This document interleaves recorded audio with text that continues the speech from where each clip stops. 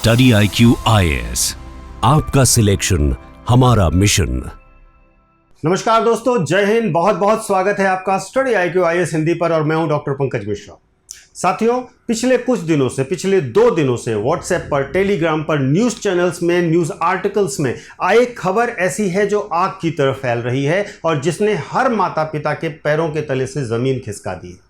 तो साथियों, दावा क्या किया जा रहा है? दावा यह किया जा रहा है कि कर्नाटक में 7000 से ज्यादा college students, specially engineering college के स्टूडेंट्स में बहुत तेजी से HIV फैल रहा है और यह डिजिट 7000 से ज्यादा की दी जा रही है और युवा 18 से 25 साल के एज ग्रुप के बताए जा रहे हैं। साथियों, यहां पर जैसे ही यह खबर फैलती है, पूरी दुनिया में, पूरे भारत में हड़कंप मच जाता है। अभिभावक फोन घुमाने लगते हैं, हॉस्टल्स में फुसफुसाहट शुरू हो जाती है। क्या अब बच्चों को कॉलेज में एडमिशन लेने से पहले या डिग्री प्राप्त करने से पहले हमें HIV टेस्ट कराना होगा? साथियों, यह आंकड़ा अगर सच होता, इस पर एक मैं आपको क्लैरिफिकेशन भी दे दूं। कर्नाटका की एड्स एजेंसी ने बिल्कुल क्लियर किया है कि यह दावा गलत है, क्योंकि ऐसा कोई कैटेगराइजेशन नहीं होता। लेकिन एज ग्रुप की बात नहीं उन्होंने डिनाई की है। उन्होंने सिर्फ ये कहा है कि स्टूडेंट के नाम पर कोई कैटेगराइजेशन नहीं होता है, लेकिन 18 से 25 एक बड़ा मामला है। साथियों, यहां पर एक बात और ध्यान दीजिएगा कि यह आंकड़ा अगर सच होता तो आज पूरे देश में हायर एजुकेशन सिस्टम में हेल्थ इमरजेंसी घोषित कर दी जाती। और यहां पर बहुत बड़ा ट्विस्ट है, उस ट्विस्ट को समझना बहुत ज़रूरी है हमारे लिए। अब सबसे बड़ी बात यह है कि हमारी पूरी टीम ने मिलकर इस पर पूरी पड़ताल करी। हमने सरकारी दफ्तरों के जो नोटिफिकेशंस हैं उनको देखा और जो सामने आया वह एक ऐसा सच है जिसे साबित कर दिया कि यह एक गलत डेटा कैसे पूरे देश में पैनिक फैला रहा है।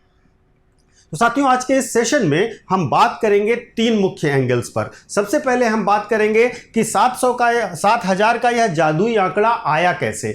दूसरा, हम बात करेंगे कि क्या कॉलेजेस में अब जबरदस्ती मैंडेटरी HIV टेस्ट कराए जाएंगे और इस पर कानून क्या कहता है। और तीसरी, हम बात करेंगे कि सच क्या है जो सरकार मान तो रही है लेकिन उस पर कोई ध्यान नहीं दे रहा है। रियल प्रॉब्लम क्या है उस पर बात करेंगे। तो साथियों, कॉपी पेन निकाल लीजिए। आज का सेशन बहुत इंपॉर्टेंट होने वाला है, जिसमें आप वैज्ञानिक तथ्यों के साथ साथ कानूनी दाव पेच को भी समझेंगे। तो साथियों, सबसे पहले समझते हैं कि ये राई का पहाड़ बना कैसे। तो जब पूरे कर्नाटक में बवाल बढ़ा तो मैदान में उतरती है KSAPS, यानी कि Karnataka state ads prevention society. इस प्रोजेक्ट की जो डायरेक्टर हैं उनका नाम है पद्मा वसावंतप्पा। उन्होंने एक प्रेस कॉन्फ्रेंस करी और उन्होंने साफ साफ शब्दों में कहा कि यह जो दावा है, यह दावा 100% गलत है, बेबुनियाद है और भ्रामक है। अब आप पूछेंगे कि सर, फिर ये 7000 का मैजिक फिगर जो है वो आया कहां से? क्या मीडिया ने घर पर बैठकर ये डेटा बना लिया है? तो नहीं दोस्तों, यहां पर डेटा का एक बड़ा झोल हुआ है जिसे आप समझने का प्रयास कीजिए। KSAPS जो कर्नाटका एड्स सोसाइटी है, उसका मानना यह है कि कर्नाटका में 2004 से लेकर आज तक, यानी कि अगर हम इन ऑल कहें 20 से 22 सालों में, अगर हम कहें 18 से 35 साल वाले उम्र के बच्चों में लगभग 39,000 केसेस HIV पॉजिटिव पाए गए हैं। अब यहां पर ध्यान दीजिएगा, जो उनका क्लेरिफिकेशन है बहुत महत्वपूर्ण है। यह संख्या केवल स्टूडेंट्स की नहीं है, वास्तव में इसमें ऑटो ड्राइवर्स, पेशेवर्स, जो IT पेशेवर्स हैं, IT प्रोफेशनल्स हैं, बिजनेसमैन, मजदूर, सभी लोग शामिल हैं। और यह डेटा जो है वो कोई एक दिन या एक साल का नहीं है, करीब 20 सालों का डेटा है। अब सोशल मीडिया पर ज्ञानियों ने क्या किया है, उन्होंने इस 18 से 25 साल वाले डेटा को उठाया, एक अंदाजा लगाया और उसे सीधे सीधे युवा लिख दिया। लेकिन जब युवा से उन्हें मजा नहीं आया तो उन्होंने इसे कॉलेज स्टूडेंट से कनेक्ट कर दिया और आगे 7000 इंजीनियरिंग छात्र HIV पॉजिटिव लिख करके चटपटी हेडलाइन बना दी और व्हाट्सएप ग्रुप पर परोस दिया। महत्वपूर्ण यह है कि इसे ही हम कहते हैं राई का पहाड़ बनाना, जो किया जा रहा है। सरकारी दफ्तरों में बहुत क्लियरली समझिएगा, स्टूडेंट, हाउसवाइफ, इंजीनियर जैसी कोई कैटेगरी से HIV का रजिस्टर नहीं बनाया जाता। तो फिर यह 7000 का जो आंकड़ा है, यह आधिकारिक आंकड़ा आया कहां से? जवाब है कहीं से नहीं। लेकिन रुकिए, पिक्चर अभी बाकी है मेरे दोस्तों। सबसे इंपॉर्टेंट बात, इसका मतलब यह नहीं है कि सब कुछ ठीक है। कर्नाटक में कोई खतरा ही नहीं है। जवाब है, खतरा जो हमें दिखाया जा रहा है उससे कहीं बड़ा खतरा है कर्नाटका में। क्या है मामला, समझिएगा। KSAPS का जो अपने अनुमान है, उसी अनुमानों के मुताबिक, उनके ऑफिशियल अनुमानों के मुताबिक राज्य में लगभग 56,000 ऐसे लोग हैं जिन्हें खुद नहीं पता है कि उनके शरीर में यह वायरस घूम रहा है। भारत में केवल 12% लोग अपनी मर्जी से टेस्ट कराते हैं, टेस्ट सेंटर तक जाते हैं। यानी कि असली दुश्मन वो 7,000 का फर्जी आंकड़ा नहीं है दोस्तों, असली दुश्मन है अज्ञात संक्रमण, जो बहुत इंपॉर्टेंट है। अब आते हैं उस दूसरे डर पर जो फैलाया जा रहा है। वह दूसरा डर क्या है? कई छात्र मुझे मैसेज करके पूछ रहे हैं कि सर क्या अब हॉस्टल में रहने के लिए या कॉलेजेस में एडमिशन लेने के लिए हमें जबरदस्ती HIV का टेस्ट कराना होगा? तो साथियों, मेरी बात कान खोलकर ध्यान से सुनिएगा, बिल्कुल नहीं। कोई भी कॉलेज, कोई भी प्रिंसिपल, कोई भी सरकार आपकी मर्जी के बिना आपके खून का एक कतरा भी नहीं ले सकती।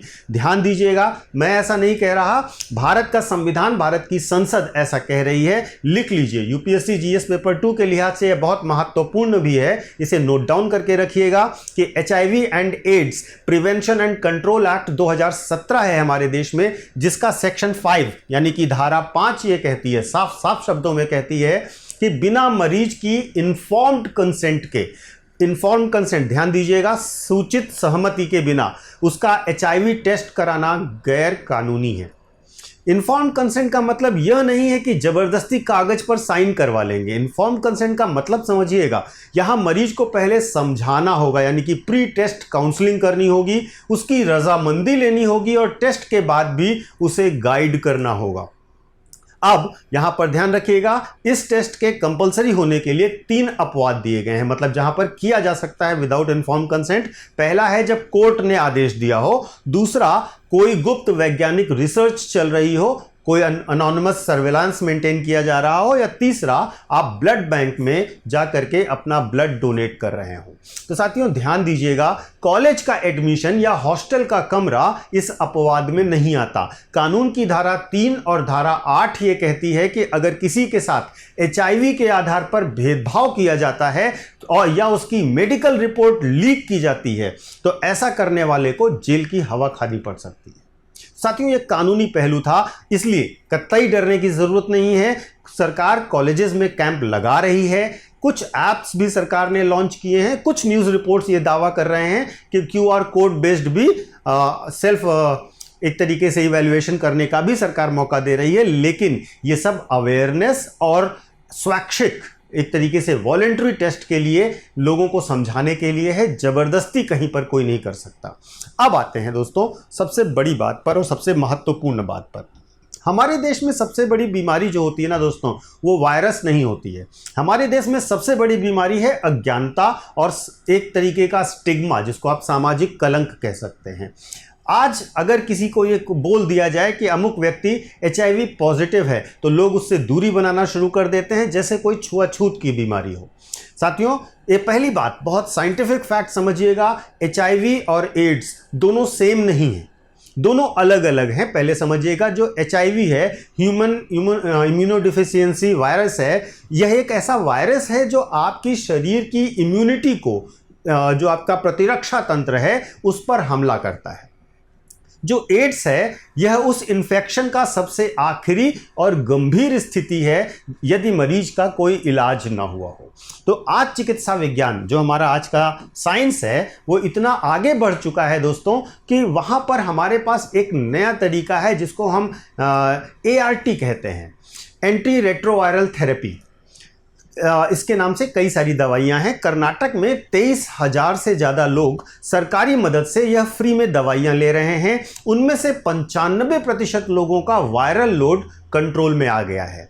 विश्व स्वास्थ्य संगठन ने इसके लिए एक बहुत सिंपल सा नियम बनाया है, और वो नियम है U = U, यानी कि अनडिटेक्टेबल का मतलब है ट्रांसमिटेबल, यानी कि अगर दवा खाने से जो वायरस का स्तर है वह नीचे शरीर में ना के बराबर पहुंच जाए, तो उस व्यक्ति से किसी दूसरे व्यक्ति में यदि यौन संबंध भी बनाए जाते हैं तो वायरस फैल नहीं सकता है। एक और बड़ी बात, हाथ मिलाने से, साथ में खाना खाने से, एक ही बेंच पर बैठने से या एक ही टॉयलेट का इस्तेमाल करने से या मच्छरों के काटने से HIV नहीं फैलता है। हम फिर डर किस बात से रहें दोस्तों? जब हम ऐसी अफवाहें फैलाते हैं तो जो मासूम बच्चा अपनी जांच करवाना भी चाहता है वह समाज के डर से छुप जाता है, और यह जो छुपने की और जो सामाजिक कलंक की स्थिति है वह सबसे बुरी चीज़ है इसमें। यानी कि ये जो छिपाव है यह बीमारी को बढ़ाता भी है और बीमारी के लिए एक बड़ी समस्या भी बन जाता है। तो साथियों, सबसे व्यवहारिक और जीवन रक्षक बात जो आपको समझनी चाहिएगा और ध्यान से सुननी भी चाहिए, हो सकता है यह जानकारी आपके या आपके किसी दोस्त के काम भी आ जाए। देखिए दोस्तों, जब तक अगर किसी व्यक्ति को लगता है कि उससे कोई चूक हो गई है या वह किसी संभावित एक्सपोजर जैसे कि अनसेफ कांटेक्ट या फिर इन्फेक्टेड निडल से संपर्क में आ गया है तो पैनिक कतई मत होइए। सिंपली क्या करना है, मेडिकल साइंस ने इसके लिए एक वरदान दिया है और उस वरदान का नाम है PEP, पोस्ट एक्सपोजर। तो यहां पर बहुत इंपॉर्टेंट तरीके से समझिएगा, अगर एक तरीके से 28 दिनों की दवाई का एक कोर्स होता है यह, जहां पर WHO की गाइडलाइन कहती है कि यदि एक्सपोजर के 24 से 72 घंटे यानी कि 3 दिन के भीतर दवाई शुरू कर दी जाए तो वायरस को शरीर पर से पक्के तौर से पैर जमाने से रोका जा सकता है।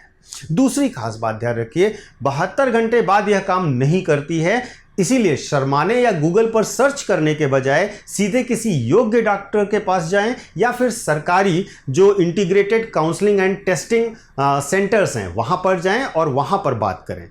भारत सरकार के NACO ने एक टोल फ्री नंबर भी जारी कर रखा है और टोल फ्री नंबर है 1097।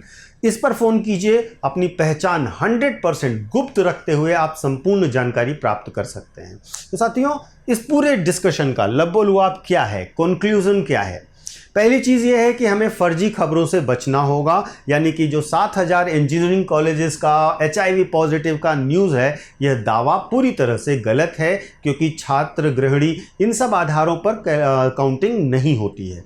दूसरा, कानून को जानिए और कानून आपसे कहता है कि कोई भी आपका जबरन टेस्ट नहीं करवा सकता। तीसरा सबसे बड़ी बात है, जागरूक बनिए। असली खतरा जो है दोस्तों वो अज्ञानता है, बीमारी खतरा उतना बड़ा नहीं है। UPSC के दृष्टिकोण से अगर हम देखें तो यह मामला UPSC पेपर GS पेपर 2 में आ जाएगा, जहां पर पब्लिक हेल्थ, गवर्नेंस और ह्यूमन राइट्स का मामला बनता है। एक परफेक्ट केस स्टडी के तौर पर आप इसको इस्तेमाल कर सकते हैं। यह दिखाता है कि कैसे मिस इन्फॉर्मेशन यानी कि गलत सूचना पब्लिक हेल्थ पॉलिसी को नुकसान पहुंचा सकती है। सरकार की नीति हमेशा 3 स्तंभों पर बननी चाहिए दोस्तों। पहला, अवेयरनेस विदाउट अलार्म, यानी कि बिना खौफ के जागरूकता हो लोगों में। दूसरा, सहमति से जांच हो। और तीसरा, बिना भेदभाव के सबको प्रॉपर इलाज का अधिकार मिले। अब साथियों, सवाल आपके लिए भी है। हम चाहेंगे कि आप अपनी राय कमेंट बॉक्स में अवश्य शेयर करें। वीडियो अच्छा लगा हो तो कमेंट ज़रूर कीजिएगा, मैं आपके कमेंट्स को पढ़ूंगा और लाइक भी करूंगा। सबसे महत्वपूर्ण प्रश्न जो मैं आपसे जानना चाहता हूं वो ये है कि क्या आपको लगता है कि कॉलेजेस में और युवाओं में एड्स जागरूकता और काउंसलिंग को अनिवार्य किया जाना चाहिए? क्या आपको लगता है कि इससे छात्रों में फिजूल का डर पैदा होगा? जो भी आपको लगता है अपनी राय अवश्य शेयर कीजिएगा, और अगर आप चैनल पर नए हैं तो प्लीज़ सब्सक्राइब भी कर लीजिएगा, जिससे आपको नए न्यूज़ अपडेट्स भी मिलते रहें। अपने कॉलेजेस में, अपने ग्रुप्स में, अपने फ्रेंड्स के साथ यह न्यूज़ शेयर कीजिएगा, क्योंकि यह महत्वपूर्ण जानकारी है। जानकारी ही बचाव है। अब मैं आपको एक छोटा सा अनाउंसमेंट देना चाहता हूं। जो बच्चे UPSC की तैयारी करना चाहते हैं, अगर उनका लक्ष्य 2027, 2028 या 2029 है तो वे हमारे नए बैचेस से जुड़ सकते हैं। हमारे नए बैचेस में एडमिशन के लिए 5 अगस्त की लास्ट डेट है और इसमें आपको कोर्सेज 9,999 की नाम मात्र की फीस से शुरू हो रहे हैं। महत्वपूर्ण रूप से हमारी ये बैचेस स्मार्ट मॉडल पर आधारित हैं, जहां पर आपको 18 बुक का सेट आपके घर पर दिया जाएगा, रेगुलर क्लासेस, मेंटरशिप और ढेर सारी फैसिलिटीज़ भी दी जाएंगी। कोर्स की डिटेल्स को आप डिस्क्रिप्शन बॉक्स में दिए गए लिंक पर जाकर या हमारे ऐप या वेबसाइट पर जाकर देख सकते हैं। कोर्स को खरीदने से पहले यदि आप PK लाइव कोड का इस्तेमाल करेंगे तो आपको एक बहुत अच्छा डिस्काउंट स्टडी IQ के प्रत्येक कोर्स पर मिल जाएगा। अगर आपको कोई भी समस्या या कोई प्रश्न होता है या आप मुझसे कॉन्टैक्ट करना चाहते हैं तो शुरुआत में मैंने आपको अपने सोशल मीडिया हैंडल्स भी बता दिए हैं, आपसे ज्वाइन कर सकते हैं। Thank you so much. जय हिंद। स्टडी IQ IAS, आपका सिलेक्शन हमारा मिशन।